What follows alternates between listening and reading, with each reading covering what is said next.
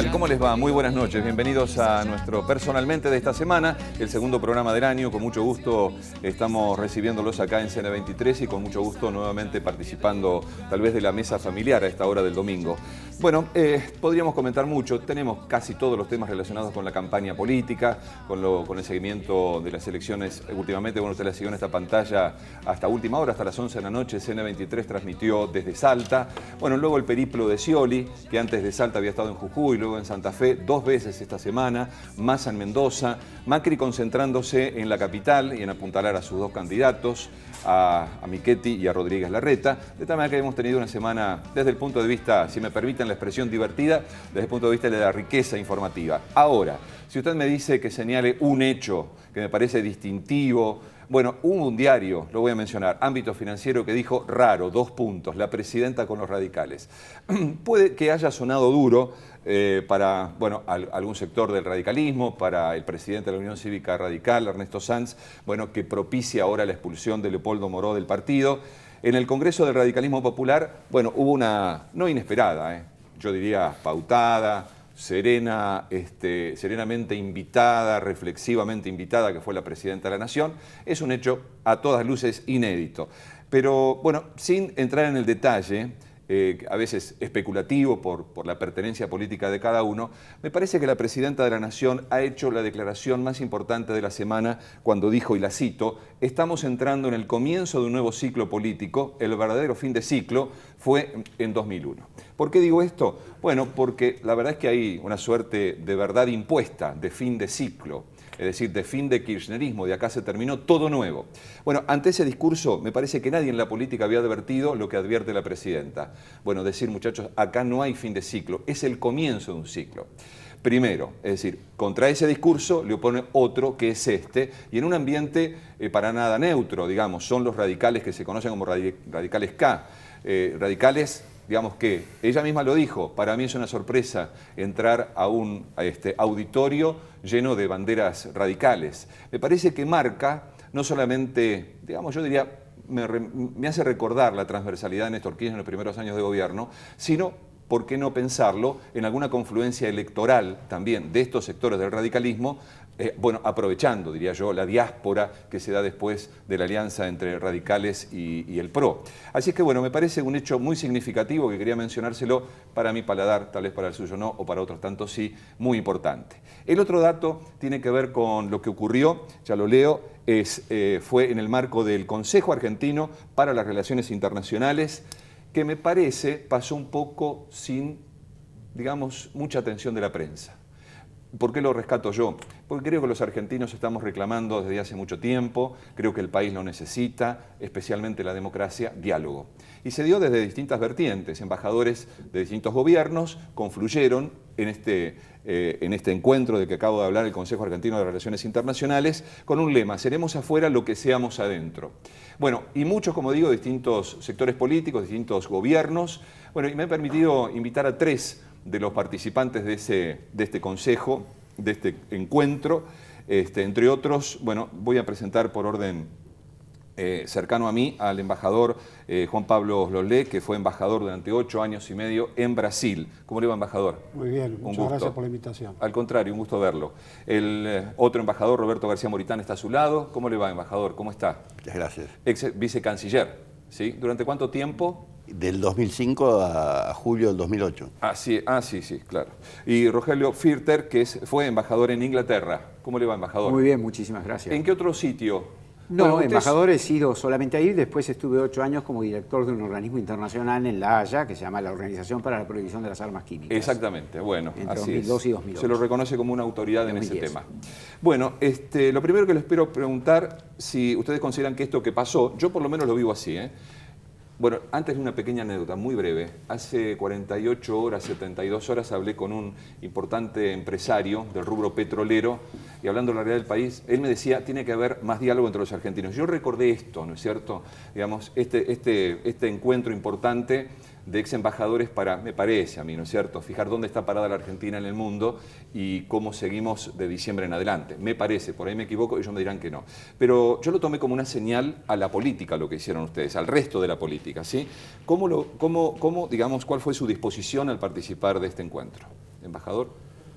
Bueno, cuando se inició este proceso, realmente nadie sabía cuál iba a ser su evolución, porque nosotros obviamente también somos todos argentinos. Y lo que más nos está costando a los argentinos es el pluralismo, el diálogo, el compartir y tener proyectos en común. Lo que vemos del resultado es que hemos logrado un documento que no es el mejor, pero creemos que es bueno. Hay un famoso dicho que se usaba mucho antes, que lo mejor era el enemigo de lo bueno, y en ese sentido no pretendemos ser un ejemplo para nada, pero sí creemos que para nosotros como grupo nos enseñó que cediendo se logra más que no cediendo. Y para eso hay que tener la convicción de hacerlo y saber que el resultado es un resultado común y no un resultado individual. Bueno, usted dice ceder. ¿Hubo posturas encontradas entonces? Como en todas las negociaciones. Ajá. Siempre hay posturas que no coinciden. Bueno, ahí tengo que entrar un poquito tal vez en alguna explicación de ustedes. ¿Sobre qué tema, por ejemplo, en particular no hubo coincidencias y finalmente, bueno, se pudo arribar por lo menos a alguna coincidencia? ¿Quién me lo quiere contestar? Bueno, yo creo que como decía Juan Pablo, es lógico que si bien todos somos profesionales con experiencia en temas de política exterior, es lógico que todos tuviéramos matices diferenciados en temas sustantivos. De hecho, por ese motivo pertenecemos a fuerzas políticas distintas, cada uno de nosotros. Juan Pablo es bien conocido en peronismo federal como el embajador Firter en el PRO y quizás yo en el Frente Renovador. Consecuentemente, es lógico que cada uno tenga matices tanto en los procesos de integración regional con la visión global. Pero el elemento común que destaca Lolé, yo creo que es el significativo, lo más significativo, no que hace tanto al contenido, sino al hecho político, es la voluntad de encontrar caminos comunes, la voluntad de mirar el futuro y no mirar el pasado, la voluntad de ver aproximaciones y tratar de aprovechar experiencias con miras a ver cómo mejor encaramos el interés nacional. Yo creo que en definitiva ese es el punto central, ¿no? A ver, no debe haber escapado, me parece, al análisis de ustedes, o por ahí sí, no sé, ustedes me dirán, digamos, el encuadramiento o la posición que ha tenido el gobierno en estos más de 10 años en el concierto de naciones, digamos, ¿no es cierto? Y no voy a decir cuál es, porque ustedes lo deben saber mejor que yo. Quiero saber si la posición actual de Argentina fue motivo de consideración o de discusión. Bueno, evidentemente cuando nosotros encaramos el documento lo que buscábamos era una plataforma de pensamiento y acuerdo hacia el futuro. Yo creo que lo que preferimos es concentrarnos en la evolución del marco internacional y cómo la Argentina puede aprovechar al máximo la situación actual y la situación previsible en el mundo. Evidentemente que, en lo personal por lo menos, pienso que hay algunos aspectos de la política exterior que son altamente perfeccionables, pero yo creo que acá lo que predominó es por sobre todas las cosas la conciencia de que más allá de lo que cada uno individualmente piense como mejor, sí, el verdadero interés de la Argentina en este momento es que unamos fuerzas, que cedamos en lo que tenemos que ceder en beneficio del interés común. Y el interés común hace que la Argentina mire al futuro con optimismo y con una determinación a aprovechar lo máximo posible que le ofrece el marco internacional. ¿Cambiará la política exterior argentina a partir del 2016? No digo aquí entremos en especulación política, en el sentido de si gana Massa, si gana alguna fracción del peronismo. No estoy hablando de eso, estoy hablando si ustedes consideran que es necesario un cambio en la política exterior argentina. Embajador Lolé.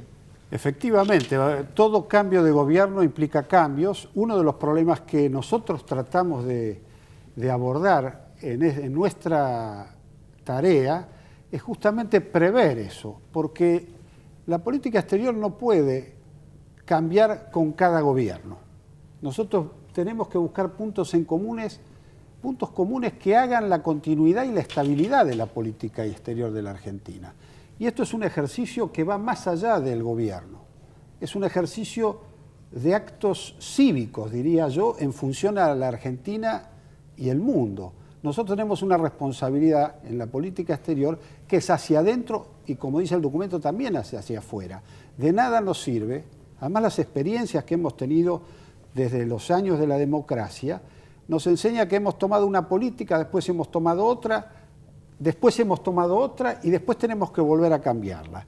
Yo creo que tenemos que ser mucho más objetivos, más prudentes, y esto se resuelve con un solo tema, que es el diálogo, el pluralismo y tomar decisiones en consenso.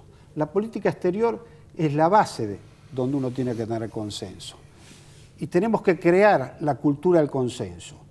Hay quienes dicen que la cultura del consenso es para no hacer nada y seguir siempre igual. Yo creo que es exactamente al revés. Los que dicen eso es porque no quieren que eso nos dé continuidad y estabilidad hacia afuera y hacia adentro. Está bien. Yo sé la respuesta, pero el embajador García Moritán creo que también la sabe. ¿Cuál ha sido la política que se ha implementado desde la Cancillería en los últimos años? Bueno, los últimos años yo los dividiría en dos etapas. La etapa de Néstor Kirchner, periodo 2003-2007, con dos cancilleres de calidad, y independientemente de lo que se piense de ellos.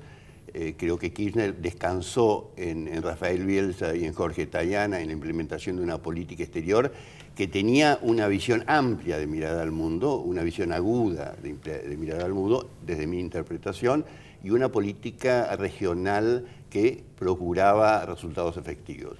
Mi interpretación de los hechos es que a partir del 2008 empieza a desviarse el rumbo fijado en el 2003 y hay opciones de política exterior un poco más comprometidas por el interés nacional y opciones que se han ido definiendo en los últimos años mucho más polémicas. De alguna forma, al mirar para atrás, veo una diferencia entre el ejercicio de la diplomacia de Néstor Kirchner y aquel de Cristina Kirchner. La impresión que yo tengo en el contexto de lo que dice Juan Pablo Lolé es que el futuro va a necesitar una vuelta al equilibrio, una reorientación. ¿Cuál sería esa vuelta al equilibrio? Yo creo que empezar a mirar al mundo con mayor agudeza, mirar el valor que tiene la Argentina en la comunidad internacional y volver a ser un actor responsable que mire con ojos de frente, de manera perdurable e diría de manera igual a las principales potencias. Empezar a mirar el interés nacional de forma más amplia, de forma tal de que la Argentina no solo participe responsablemente, sino que coseche también los beneficios de este mundo que ofrece oportunidades magníficas para nuestro país. A ver, usted habla de una reconsideración sobre las potencias. El mundo hoy tiene dos potencias económicas muy importantes. Una son los Estados Unidos, la tradicional para nuestro continente, y la otra emergente, que ya en algunos ítems supera la de Estados Unidos, que es China, ¿cierto? La Argentina va camino a profundizar esas relaciones. ¿Ustedes cómo evalúan, digamos, ya mencionando o basándome en lo que usted está diciendo, referido a las potencias? ¿Quién quiere contestarlo? Ahí. No, yo doy mi opinión. Yo creo que sí. Hay una palabra que mencionó Roberto que es muy importante, que es el restablecimiento de equilibrios. Yo creo que nadie duda que con lo que representa China hoy en el mundo está en el mejor interés argentino el profundizar las relaciones económicas, comerciales dentro de un marco donde los dos seamos ganadores. Pero me parece que la relación con China, como la relación con otras potencias, puede ser Rusia y otras, ha sido quizá desarrollada sin mantener el mismo grado de intensidad, de interés con, por ejemplo, usted mencionó la primera potencia económica, puede ser Estados Unidos, Europa. Me parece que esto es una cuestión simplemente del restablecimiento de equilibrios. El escenario internacional ha sido muy dinámico en estos últimos años. Por ejemplo, el crecimiento de China ha generado una crisis en el Mercosur, porque China es un directo competidor de Brasil. Yo creo que es inevitable que nosotros vayamos viendo la dinámica internacional y adaptándonos de acuerdo al mejor interés argentino. Yo quiero agregar algo ahí. Cuando los nuevos actores internacionales son viejos actores internacionales. Acá lo que hay es un emergente que efectivamente es China. Creo que China es una potencia de gran envergadura, pero de una cultura diferente, que tiene un proyecto de relación con América Latina establecido en su plan hace 20 años, y objetivamente nosotros hemos acordado con China determinados programas y acciones de gobierno que ni siquiera los que los han votado han tomado conocimiento cabal de qué se trata. Yo creo que este es un punto central de cómo hay que hacer la política exterior. La política exterior, dijimos al principio, tiene que ser consensuada, plural, tiene que tener flexibilidad y tiene que tener una resolución común. Si esto no lo hacemos, nosotros corremos riesgo de que de aquí en más lo que aprobamos luego sea revisado. Y esto es lo que nosotros tenemos que evitar. No se puede unilateralmente el Poder Ejecutivo determinar políticas de Estado que no va a manejar los próximos años. ¿Por qué? Porque incluso, en el caso de los chinos, creo que hay dos cosas claves para entender ahí. Una es la base de observación aeroespacial, que se cede territorio, prácticamente se cede territorio, soberanía tecnológica. Eso no lo hemos hecho ni con Estados Unidos, no lo hemos hecho con ninguna potencia internacional. ¿Por qué lo tenemos que hacer con China? Esto no se sometió a debate. Y este debate no solo es parlamentario, es un debate que lo tiene que dar toda la sociedad. Entonces, yo quiero aclarar que soy peronista. Déjame preguntarle Sí. esto. Ahora, bueno, más a usted todavía que es peronista. Claro. Ahora, ¿no es característica del peronismo tomar decisiones a veces en soledad, pero ejercer el poder? Porque otras veces hemos visto que se diluyen las decisiones cuando se da participación a todos y en realidad la gente votó Poder Ejecutivo, se define a sí mismo, ¿no es cierto? Tiene que tomar decisiones y toma esas decisiones. Mire, lo que ocurre con el peronismo, ese es el peronismo viejo.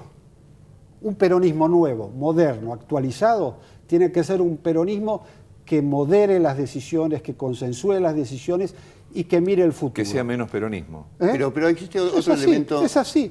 Si eso es menos peronismo, no leyeron a Perón cuando vino en el 73. No, pero Se Perón- quedaron con no, el no. Perón del 40. Pero- Embajador, existe otro permítame elemento. disentir con usted, pero yo no lo veo a Perón consultando a mucha gente cuando tomaba las decisiones. Mire, yo le puedo pero el contar mundo- algunas anécdotas. Yo fui en la Comisión de Relaciones Exteriores de la Cámara de Diputados, participaba también en el Congreso en el 73. Perón consultaba todo. José Antonio Allende Padre, que era el vicepresidente primero del Congreso, me visitó Sí. a mí cuando yo era embajador en Madrid y tuvimos una larguísima reunión. Pero usted era peronista. ¿Eh? Usted era peronista. Yo siempre fui peronista, Por no eso. tuve otra pertenencia. Consultó a los propios. No, él era demócrata cristiano, no se equivoque. Un socio. Un socio. Un socio político. ¿Y qué hacía Perón? Perón consultaba todo en el Parlamento y él maniobraba con los parlamentarios para conseguir ese objetivo. ¿Qué es lo que quiere decir esto? Que para lograr los objetivos uno no solo necesita perpetuar su propia autoridad, tiene que perpetuar la autoridad del conjunto. Esas son las cosas que quedan en la historia. Perón está en la historia por eso. Por eso. Entonces, cuando uno se pregunta por qué Irigoyen está en la historia, es por lo mismo.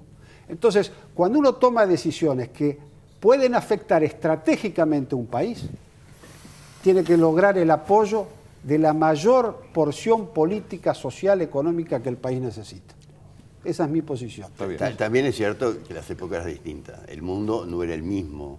El mundo de la confrontación este-oeste permitía que las opciones fueran de otro carácter. El mundo que vivimos nosotros y el mundo que vamos a vivir en los próximos años es sustancialmente distinto al de aquel entonces. También el peso de la opinión pública ha cambiado, las comunicaciones han transformado de manera brutal la atmósfera política de los estados, pero a nivel internacional también. Consecuentemente, el mundo de hoy es de una complejidad mayor, Claro. y esa complejidad exige una mayor participación de las principales fuerzas políticas para la adopción de decisiones que tienen que sostenerse en el tiempo y que son a veces complejas. Desde ese punto de vista, una democracia es útil compartir visiones de política exterior y tratar de tener coherencia en el tiempo. Y yo creo que el ejercicio que hemos intentado en el CARI lo que pretende es fijar bases de aquellos partidos con representación parlamentaria para que tenga cierta continuidad en el tiempo. Está bien. Y eso es importante. Embajador ha hablado poco. Cierre usted. No, bueno, yo creo que estamos todos convencidos de que este ha sido un paso no decisivo, pero sí un paso útil, un paso positivo, y esperamos que esto sirva también para alentar otros pasos de similar naturaleza en las muchas áreas que hacen al quehacer nacional y que son indispensables también para la política exterior, porque como dice el título del documento, seremos afuera lo que seamos adentro, Claro. de manera que tenemos que consolidarnos adentro Bueno, también. no habrá sido seguramente para ustedes, porque fueron casi simultáneos, pero hubo otra reunión importante de economistas en un hotel de Madero esta semana también, ¿no es cierto? Bueno, les quiero agradecer mucho y lamento el poco tiempo, porque me hubiese gustado seguir charlando y discutiendo acá con el embajador Lole. Muchas gracias. Fue muy agradable, Muy gracias, amable, muy amable. muchísimas gracias. Bueno, quédense por aquí. Los invito a acompañarme, voy a hablar ahora con Jorge Boimbacher, periodista e investigador muy conocido, pero un especialista en el tema Nisman. Y cuando hablaba con él hace un par de días atrás, me dice, te voy a llevar una primicia o una bomba, algo así me dijo. Bueno, ¿cómo andas, Jorge? Qué gusto. Un ¿Cómo placer. estás? Asiento. Gracias por darme un asiento rojo ¿Por qué? y porque yo vengo del trotskismo. Bueno, no hablemos de política, porque si no se nos va a pasar el tiempo. Hago esta pequeña aclaración porque quizás alguna gente le quiera dar alguna connotación especial a lo que voy a contar, que es la primera parte de algo que va a seguir. Ajá. ¿Cómo se empezó a armar la conspiración que terminó con la muerte de Nisman? Bueno, déjame decir algo. Yo le tengo que decir lo siguiente. Hoy Jorge me llama y me dice la conspiración Nisman. Bueno, sería un título, ¿no es cierto? Me pareció, digamos, a ver, ¿cómo te lo digo? Como grandilocuente, ¿no es cierto? Estás hablando de algo que alguien no habla. Están hablando de asesinato o de suicidio, suicidio inducido. Bueno, asesinato... ¿Cómo se llegó a esto? La historia es lo que yo hoy traigo. ¿Por qué decís una conspiración? Que es mi pregunta. ¿Cómo empezó todo esto? Yo no voy a hablar de la muerte de Nisman en adelante, sino de la muerte de Nisman para atrás. Hubo un grupo de empresas, se puede mencionar algunas, Techin, un grupo de bancos, algunas empresas cerealeras, que hace más de un año y pico, necesitaban llevar el dólar cerca de 25 pesos. Necesitaban hacer una especie de diciembre del 2001. ¿Cómo se hace eso? Ya te vas asombrando. ¿Cómo se hace eso? No estaban dadas las condiciones en Argentina y yo cuando me hago mi presentación muestro mi credencial de trotskista es porque no soy un oficialista. Soy un anarquista en todo caso, trotskista jubilado, pero no soy un oficialista. Había que hacer un tipo de conspiración para que el dólar trepara porque estas empresas están, incluidos los bancos, que querían hacer lo que hacen los bancos tradicionalmente cada 15 o 20 años, agarrar un montón de plata y sacarla del país y llevársela, y joderlos a los ahorristas. La última prueba fue el 2001, ya pasaron 14 años. Bueno, era el momento de hacerlo otra vez. La empresa Techin está muy mal económicamente, más allá de todo lo que haya ahorrado por el tema de que el dólar no es competitivo para ellos. Y entonces lo que prepararon es una serie de alternativas con una banda, porque esto es una banda, que encabezó Jaime Estiuso desde la CIDE, junto con el que era en ese momento era un hombre de confianza de Cristina Kirchner, que es Francisco Larcher, era el número 2 de la CIDE para la gente que no tiene por qué conocer todos los nombres. El número 1 vivía en una nube de esas cosas feas que se suelen decir por ahí. Pero también es responsable de todo esto, y Casuriaga. Es responsable por el hecho de que todo lo que pasaba era en sus narices. Se conspiraba contra el gobierno en sus narices. La conspiración llevó a que armar un entretelón o un entretejido de circunstancias en el cual derivaba la denuncia contra, hasta un principio era contra el gobierno hasta el nivel del embajador Timerman, del canciller Timerman. A último momento, cuando Estiuso, mediado de diciembre, la presidenta ya tiene información de que había una conspiración y decide sacarlo del medio, entonces es cuando ponen el pie en el acelerador y dice, si Cristina Kirchner llega el 1 de marzo a la Asamblea Legislativa procesada por complicidad en el encubrimiento del caso AMIA, vamos a lograr lo que nosotros queremos, que es el dólar a cerca de 20 o 25 pesos. Esta es la trama, a ver, ¿cómo se dice en cine ahora? La precuela, antes de la muerte de Nisman. Nisman en esto es una persona que se dejó llevar por algo que le había dicho a Néstor Kirchner, porque en un momento Néstor Kirchner le presenta a Estiuso y le dice, este es el hombre de confianza mío para resolver el caso AMIA. Bueno, Kirchner ya no estaba más. Estiuso siguió trabajando. Es reconocido la habilidad y los contactos que tiene internacionalmente, pero hasta el propio Estiuso en un momento fue engañado por una agencia internacional de espionaje, de investigación, una agencia de Europa, no de Estados Unidos, que le hicieron ver una situación, porque lo que le querían hacer pisar el palito. En esta historia aparece, 6 meses antes, a mediados del año pasado, un personaje, un hombre de inteligencia argentino, pero que estudió en Alemania, muchos años en la CIDE, el doctor Alan Ramón Héctor Bogado, que cuando se da cuenta de esta situación le dice: lo que ustedes están haciendo es una traición a la patria. No solamente a la patria, están haciendo una traición al mismo gobierno al que ustedes están, le están reportando. Entonces le hicieron causa, y ahí empieza a enterarse en presidencia de algunos otros ámbitos lo que estaba sucediendo. Bueno, déjame decirte esto, o interrumpirte para ir clarificando algunas cosas. Vos me decís entonces que la muerte de Nisman es una conspiración por motivos económicos. Por motivos económicos que querían afectar, obviamente, al gobierno. Sí, la salida de Cristina es otro gobierno que garantice, bueno, condiciones económicas distintas. Y en ese interín, en esa rispidez de toda salida antes de tiempo, que el dólar trepe a... No te puedo preguntar, pues yo rechazaría la pregunta como periodista colega tuyo, si alguien me dice cuáles son tus fuentes. Yo digo, bueno, son mis fuentes. Pero te quiero preguntar esto, ¿cómo llegás a esa conclusión? No es conclusión, es hablar con gente que conoce esta trama. Yo varias veces he hecho investigaciones muy fuertes, sí, y puedo hasta dar al aire mi número de documento para que mañana lunes investiguen cuántas causas tengo abiertas, supuestamente por daño, por perjuicio, calumnia, injuria. Sí. No tengo ninguna. No tengo ninguna causa por escupir en el suelo, sí, cosa que nunca hago. Sí. No, yo sé que investigás a fondo y sos muy audaz en tus investigaciones. Decime una cosa, a ver, Jorge, salvado o aclarado, digamos, el motivo por el cual muere Nisman. Entonces, la deducción lógica es: a Nisman lo matan. A Nisman lo matan, a Nisman lo vuelven loco al último momento, porque lo hacen venir diciendo que tienen información. Por eso Nisman deja a sus hijas, más allá de una situación familiar, sí, muy tensa con su exmujer. A Nisman lo matan. ¿Quién lo mata? Espero que la jueza, que la fiscal Fein no le dé demasiado margen a la teoría enloquecida que va a llevar Elisa Carrió.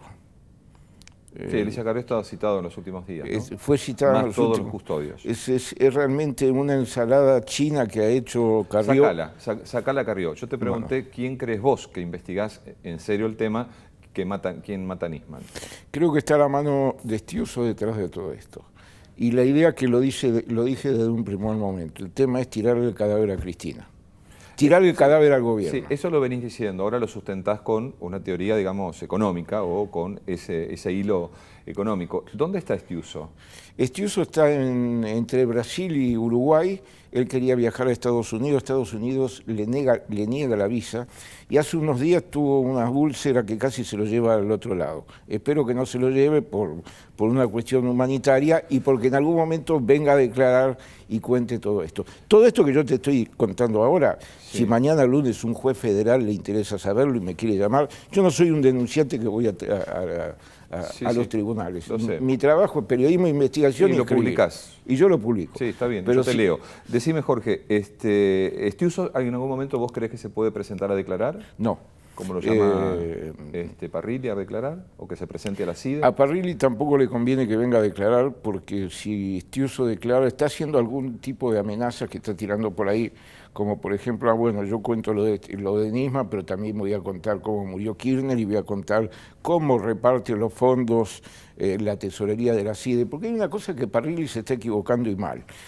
Si Estiuso se llevó un dinero, mira, todas las semanas se llevaban en efectivo 500.000 pesos a la Secretaría de Nisman, a la UFI donde estaba Nisman, para invertirlos en investigación en el caso de la AMIA. Sí, son los 2 millones que dijo Aníbal Fernández, mensuales. Y Aníbal Fernández me lo copió a mí porque cuando yo lo escribí todavía él no lo había dicho. Ajá. En realidad, él pudo verificar. El tema es esto, aunque tenía un cargo alto, jefe de contrainteligencia, era el número 3 en la CIDE, Estiuso tiene que rendir cuentas y la que tiene que pedirle cuentas de qué se hace con ese dinero son las dos personas que están por encima de él.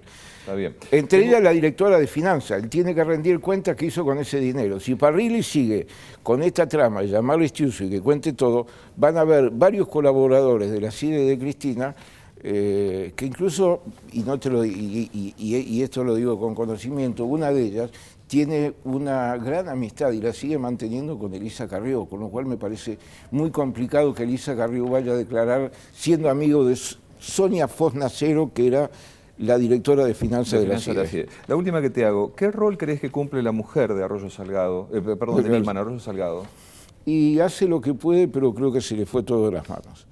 Está parando algo que es sustancial. Bueno, te voy a hacer una pregunta que a vos te va a encantar, porque te gusta hablar en ese idioma. ¿A qué juega Arroyo Salgado?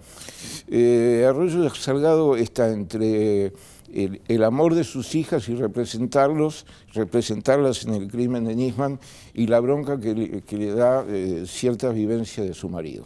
Bien. Y no voy a decir ni siquiera qué es lo que se sabe que sacaron de la caja de seguridad de Nisman que sacó la madre. Lo conozco, pero no lo voy a decir. ¿La madre está comprometida en la causa para vos? No, Aníbal Fernández dijo esta semana que si él fuese fiscal ya estaría presa. No creo que está guardando cierta información, El que solamente por un milagro de Dios, y supongo que debe ser un profundo creyente, sigue en libertad es Lagomarsino. Porque, a ver, si ahora se comprueba que Nisman tenía otras armas, se cae la teoría. No, de hecho se comprobó, se sacó de la baulera de la madre un arma similar, creo, una 22, no sé si sería Versa, la marca, pero se comprobó que tenía su arma, Nisman, digamos. Bueno, si ya tenía... A ver, nadie llama un fin de semana de urgencia a alguien para pedirle un arma. Yo he sido portador legítimo de armas, conozco, he tenido encuentros en el tiro federal, y vos siempre tenés el lunes a la mañana para ir a comprar a una armería un arma de primera calidad. No tenía problema económico Nisman como Claro. para no poder comprarlo. Más como fiscal todavía, ¿no Ahora, es cierto? ¿qué sucede? El gobierno se está peleando con un muerto. Lagomarsino está contradiciendo a una persona que está muerta con una barbaridad de esa que me sacaba la mitad del sueldo. Y no hay nadie para contradecirlo. Ahora, más allá de eso, más allá de la muerte que todavía tiene... La conspiración le falta unas cosas y vos me preguntabas por Arroyo Salgado. Un minutito, Jorge. Lo que está impidiendo Arroyo Salgado son las investigaciones de los celulares, Sí. que son fundamentales por las llamadas que hay y por las llamadas que no hay en los últimos días. Porque a Nisman a último momento le dijeron, te vamos a llevar las pruebas, y Nisman desesperado llamó a un montón de gente para decir dónde están esas pruebas sobre el encubrimiento al caso AMIA, y esas pruebas no aparecieron.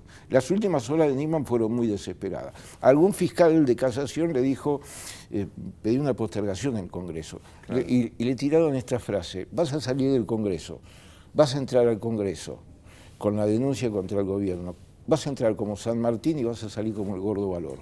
Pedí una postergación. Hasta ese momento es la desesperación de Nisman. ¿Cómo sigue la historia? La contamos otro día. Otro día. Gracias, Jorge. Pero creo haber aclarado algo de cómo se llega... Sí, por lo menos nos diste a pensar la motivación, que es lo que nadie quiere pensar o sabe. Quédate ahí. Gracias, Jorge. Gracias por el sillón rojo. Muy amable. Bueno, voy a recibir a Orlando Ferreres. ¿Cómo está, Orlando? ¿Qué tal, Antonio? Bien, un gusto. ¿Cómo anda? Muy bien. Bueno, para charlar un poquito de temas concretos de la economía y más que nada, bueno, para pedirle a Orlando, que es un analista económico de los más prestigiosos que tiene el país, faltan, hoy cuando venía para el canal saqué la cuenta, 7 meses para el final del mandato de Cristina Kirchner. Parece que es muy poco tiempo, pero la economía se vive día a día y las variables sufren sus consecuencias de las decisiones de gobierno o del mercado día a día. Ya que es poco tiempo desde el punto de vista calendario, pero para la economía por ahí no es tan poco tiempo. ¿Cómo cree, Orlando, usted que termina la economía K o la economía de Cristina Kirchner de este gobierno? Este año tenemos previsto una pequeña recesión, 1 a 2%. Los primeros 2 o 3 meses estuvieron en ese rango, digamos, tanto la industria como los demás sectores, excepto la agricultura, que mejoró, porque hubo mejor clima para la soja y el maíz. Pero viene mal todo lo que es maquinaria agrícola, automotor, camiones y autos, y ese sector es bastante gordo. Viene más o menos bien el cemento, y los demás sectores están prácticamente estancados. O sea que el resumen da un -1, -2, también puede dar +1, +2. Es alrededor de 0, diríamos. Ajá, o sea, eso es la actividad. En cuanto a la inflación, se calcula que puede ser 30-32% en el año. Ahora estamos en 29, pero ya lo habíamos calculado así, y digamos se va a mantener en ese número cuando vengan los costos de las nuevas paritarias que se tienen que trasladar parcialmente o totalmente a los precios.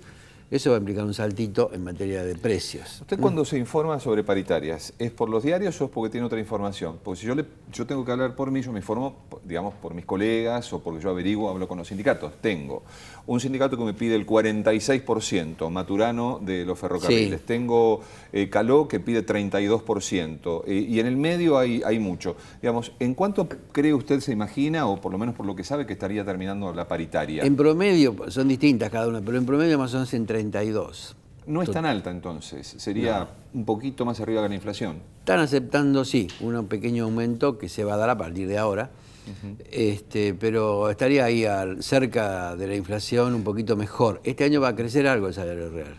La UIA me parece, bueno, a través de algunos voceros, hay otros que no, digamos, pero hay algunos que yo les creo, digamos, me parece gente muy seria cuando gente que apuesta más al diálogo, digamos, no a la confrontación. Y de la UIA el presidente salió, bueno, a decir que 20% podía ser una suba salarial promedio. Me parece extremadamente baja. Bueno, y como uno conoce a los empresarios, digamos, no toman o no dicen o no ofrecen gratuitamente o alegremente porque se les acaba de ocurrir hace 10 minutos. Tiene que haber un porqué. ¿Por qué la industria, o algunos en particular, ofrecen tan poco? El gremio de Caló, los metalúrgicos, ¿no es cierto? Ahí lo tengo a Techín, Siderat, en fin, tenemos empresas muy importantes que uno no cree que tienen problemas, pero están ofreciendo subas salariales muy bajas. ¿A qué cree que se debe? Bueno, en principio hay pedidos de 43, 46% y hay ofertas de 20%, porque cuando uno pide mucho, el otro ofrece muy poco, entonces en el medio, afloje lógico. En el medio se encuentra, hay sectores que son más razonables y ya van más o menos pidiendo lo que puede ser. Y uno va viendo lo que ya ocurrió desde el principio de año hasta ahora, UTEDIC y varios gremios que cerraron, está el contrato firmado y todo. Eso, entre todo lo que se va a dar en el año, más o menos es 32%. O sea que dicen, no, a mí me tienen que pagar el impuesto a las ganancias de la cuarta categoría, todo lo que sea el aumento. Bueno, los empresarios dicen, mirá, yo pago lo mío, pero el impuesto no es un problema mío. Claro. Entonces esa discusión está ahora trabando el avance de las paritarias, que ya estamos en abril, mayo, tiene que terminar casi todas. Y bueno, seguramente vamos a vivir algún conflicto todavía mayor. Seguro. Porque no hay mucho acuerdo en algunos sectores. Pero cuando lleguen al acuerdo, calculamos nosotros que va a estar entre el 30 y el 32%. Bueno, se viene hablando, venimos de un paro hace unas semanas atrás muy importante por ganancias, ¿no? Y existió bueno, no sé de dónde salió, porque yo no escuché a ningún sindicalista decir que la patronal nos pague ganancias, pero salió la UIA a decir esto no, que me parece bastante racional. Lo que le quiero preguntar es sobre el impuesto a las ganancias. Escucho a Massa que dice que el 1 de enero los trabajadores no pagan más ganancias. Escucho al gobierno que dice este impuesto se queda y está. ¿Se puede salir de ganancias o se puede aumentar el mínimo no imponible? Ahora está en 15, digo 20, 25, sin afectar demasiado las cuentas públicas. Claro, bueno, lo que uno no puede cobrar un impuesto que no está legislado, porque este impuesto no lo puso el legislador, sino que lo puso la inflación misma. Al aumentar, sin corregirse las tablas, le fue cobrando a gente que el legislador no había determinado que se cobre. Entonces, un impuesto que en cierto modo es ilegal. Entonces, bueno, lo que uno tiene que ver es, bueno, yo tengo que financiarme el gasto que lo tengo que hacer con otros métodos, pero no puedo financiarme con algo que no está legislado y que de hecho ocurre. La inflación también es un impuesto no legislado, porque le consume el poder de compra en el bolsillo de la gente. Cuando va a cobrar ya aumentaron 2% las cosas. Claro. Y todos los meses 2% es un impuesto. Entonces, esto yo creo que lo que hay que tener es un plan para tener inflación igual que la internacional. No vamos a pedir más ni menos, pero que es 2% anual. Y en Europa es menos 0,5 anual, bajan los precios. ¿En Estados Unidos cuál es? Y más o menos también 0. En este momento tenemos 0 en Estados Unidos. Era 2, pero ahora bajó a 0. Pero hay países que tienen 3, 4, Brasil tiene 7. Sí. Y está preocupado. Muy preocupado. Cuando estaba en 5 estaban preocupados. Porque claro, hasta 5 entran las inversiones de las grandes empresas sin problema. De 5 a 10 las miran mucho. Por eso que Brasil cuando pasa a 6 se vuelve loco. Claro. De 10 a 30, muy pocas cosas. Y de 30 para arriba, salvo excepcionalmente cosas muy extraordinarias, no van. Porque No hay inversión. Prácticamente no hay países que tengan 30% para arriba, salvo 2 o 3, pero no somos muchos. La anteúltima, también ha habido propuestas concretas, yo creo más tono electoral que práctico, de salir del cepo en muy poco tiempo. ¿Cree que quien venga, Scioli, Massa o Macri, eliminarán el cepo? Bueno, todo el mundo quisiera eliminarlo, ahora tiene que tener un plan muy detallado y completo para que eso no genere un sofocón tremendo en la gente, caída del salario real, etcétera. O sea, no es fácil salir del cepo porque hay muchas cosas que acomodar al mismo tiempo, las tarifas, el sector externo, cómo va a estar, va a responder o no. En general, cuando hay un control, no se puede sacar de a poco, se tiene que sacar así de una sola vez, pero en un ambiente tranquilo no se puede hacer, como pasó con el Rodrigazo de 1975, no se pudo y se hizo eso y fue un desastre, un shock. Pero sí se hizo en el 89 y en el 2002, de manera tal que salió más o menos bien y no hubo tanta pérdida de salario y al poco tiempo eliminamos la inflación y anduvo bien la cosa. O sea, depende de quién lo haga y aún siendo quien lo haga también las medidas que tome. Hay que ver las dos cosas, porque hay que dar confianza, por eso digo de quién lo haga. Si lo da alguien con dudas, que no sabe qué va a hacer y que después veremos, la gente se asusta. Seguro. Y los empresarios también. Después que toma las medidas, hay que ver cuáles son y ahí entra a hablar la parte técnica. Si está bien, no, si tiene algún agujero que pueda hacer filtrar todo y fracasar. De manera tal que tenemos que esperar que lo tomen. Pero yo diría, como resumen, ¿es bueno salir del cepo? Sí.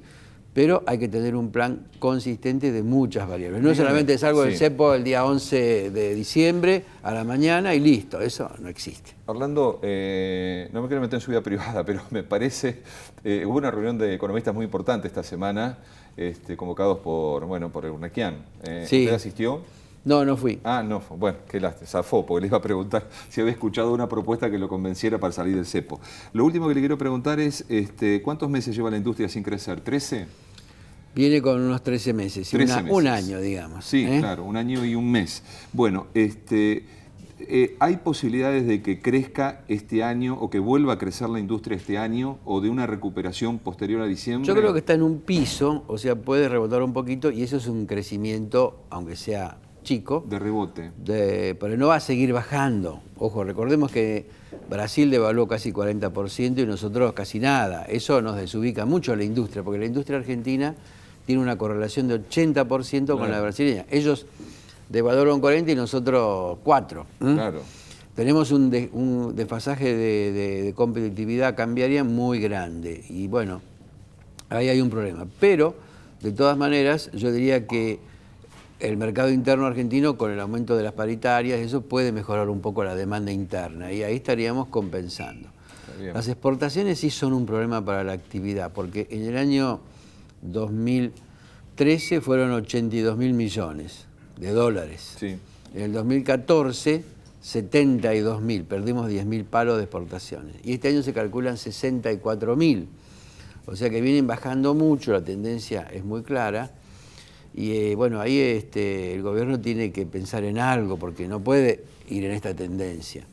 Y ese es un punto que hace pensar en las reservas. Por eso la gente habla mucho de estos rumores, pero lo único concreto es que las reservas están más o menos bien, 30.000 millones, 31.000, pero lo que genera los dólares, que son las exportaciones, vienen para abajo. Claro, vienen Ese es un punto enflaqueciendo. que hay que tenerlo en cuenta y uno no puede decir ya está todo bien, siendo que esa tendencia es muy negativa. También el que quiere salir del cepo tiene que pensar cómo va a generar los dólares para abastecer a los que quieren comprar o a qué precio.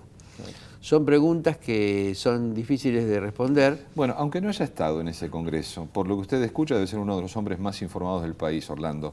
¿Escucha a alguien, no me diga quién para no comprometerlo, pero escucha a alguien que por lo menos lo convenza con un plan racional, razonable, de ejecución racional de cómo salir del cepo? En ese momento no, porque en general todos los partidos no quieren hablar de temas que pueden ser impactantes en el voto.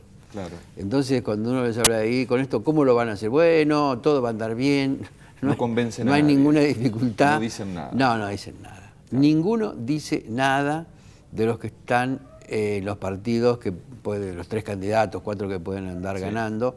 Entonces, se lavan las manos y dicen, no vamos a meter el dedo en el ventilador. Pero los que estamos afuera sí decimos, mire, este es un tema que hay que mirarlo porque está complicando bastante la confianza y la inversión. Entonces, hay que arreglarlo. No se puede postergar mucho, pero naturalmente hay que estudiar bien y no pensar en hacerle pagar el costo a la gente con salario real para abajo. Hay que pensar en un aumento salarial compensatorio. Sería un enorme retroceso eso. Yo creo que no podría ser que no tuviéramos capacidad para anticiparnos. Gracias, Orlando, por haberse molestado gracias, y visitarnos Antonio, por hoy y esperarnos, porque lo puse tercero. Bueno, los últimos serán los primeros en el próximo programa, que ya lo estoy invitando. Gracias, muy bien. Orlando, muy amable. Orlando Ferreres, economista. Bueno, me despido de ustedes. Gracias por habernos acompañado este domingo también y será hasta el próximo. Bueno, con elecciones, el próximo domingo ya tenemos elecciones acá en Capital, así es que estaremos seguramente después de las 22, porque nuestro canal, y recuérdelo, agéndelo, va a ser el canal que más horas transmita todas las elecciones, incluyendo la del próximo domingo aquí en Capital. Que la pasen bien, hasta entonces. Ya hice drama, fui concreto y me fui por las ramas, ya me hice el bueno y tuve mala fama, ya fui el